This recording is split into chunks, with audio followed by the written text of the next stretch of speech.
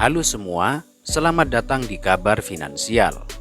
Pada video sebelumnya, saya telah menjelaskan tentang sejumlah fakta kekayaan yang beredar di dunia, di mana fakta tersebut menunjukkan bahwa 50% kekayaan di dunia hanya dimiliki oleh 1% orang saja.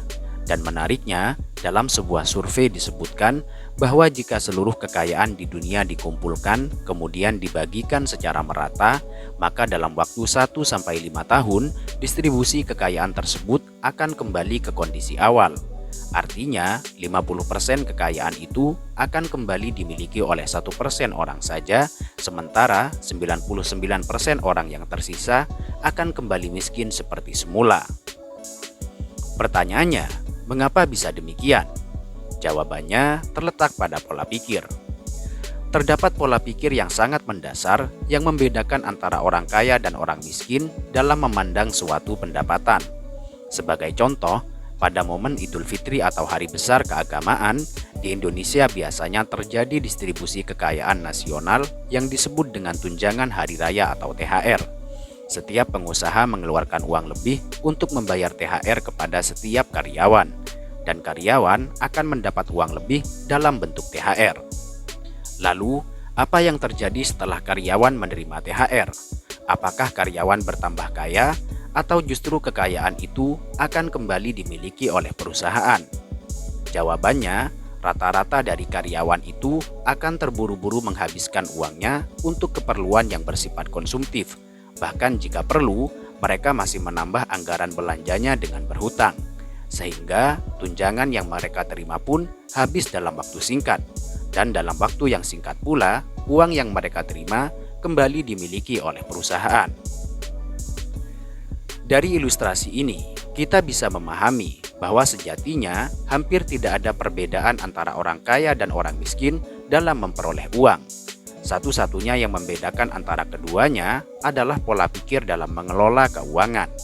Berikut adalah beberapa perbedaan mendasar pola pikir orang kaya dan orang miskin dalam memandang dan mengelola keuangan. Perbedaan pertama, jika orang kaya membeli aset, maka orang miskin membeli liabilitas. Aset adalah harta yang digunakan untuk membantu menghasilkan uang di masa depan, seperti membeli mobil untuk disewakan, membeli lahan untuk kegiatan perdagangan, dan lain sebagainya. Sedangkan liabilitas adalah kepemilikan atas suatu barang yang nilainya terus berkurang dari waktu ke waktu, seperti membeli mobil untuk pemakaian pribadi, membeli handphone untuk bermain game, dan lain sebagainya. Perbedaan kedua, orang kaya selalu menyisihkan uangnya untuk tabungan investasi, sedangkan orang miskin selalu menghabiskan seluruh gajinya. Jika orang kaya menyisihkan uang gaji di awal untuk diinvestasikan, orang miskin selalu menunggu sisa gaji.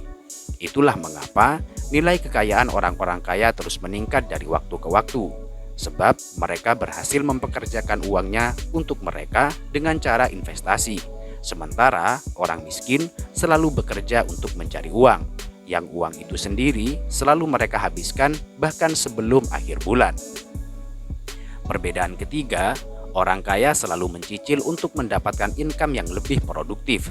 Sebagai contoh, seseorang membeli ruko dengan harga 600 juta rupiah dengan 100 kali cicilan. Ini berarti cicilan per bulannya adalah 6 juta rupiah. Dalam pola pikir orang kaya, ia akan berusaha menyiapkan uang mukanya saja, sedangkan untuk cicilan tiap bulan sebesar 6 juta rupiah akan dibayarkan oleh penyewa ruko tersebut. Adapun orang miskin, ia selalu berusaha untuk mencicil gengsi, seperti mencicil handphone dan sebagainya, yang umumnya barang-barang tersebut tidak terlalu urgen dalam kehidupan mereka. Perbedaan keempat, orang kaya bisa menunda kesenangan, sedangkan orang miskin selalu memburunya. Ketika orang kaya hendak membeli sesuatu, maka yang ada di pikirannya bukanlah keinginan untuk pamer, melainkan adanya kemungkinan barang tersebut memiliki nilai investasi yang baik. Hal ini berbeda dengan orang miskin. Ketika mereka menginginkan sesuatu, mereka menjadi terobsesi untuk mendapatkannya, sehingga mereka terus berusaha untuk mendapatkan meski dengan cara berhutang, tanpa memikirkan jika barang yang mereka beli akan mengalami depresiasi.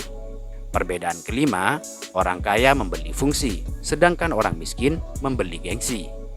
Itulah sebabnya kenapa kita sering melihat pakaian orang-orang miskin justru terlihat lebih mewah dari orang-orang kaya yang hanya mengenakan pakaian sederhana. Sebab orang kaya memang mengejar fungsi, sementara orang miskin selalu mengejar gengsi. Dari penjabaran ini, kita mungkin sepakat dengan ungkapan, jika 10 butir telur ayam diberikan kepada orang yang memiliki pola pikir orang kaya, maka ia akan berubah menjadi peternakan ayam. Tapi, jika 10 butir telur itu diberikan kepada orang yang mempunyai mental miskin, maka ia akan berubah menjadi telur dadar. Itu saja untuk hari ini. Semoga bermanfaat dan sampai berjumpa di video berikutnya.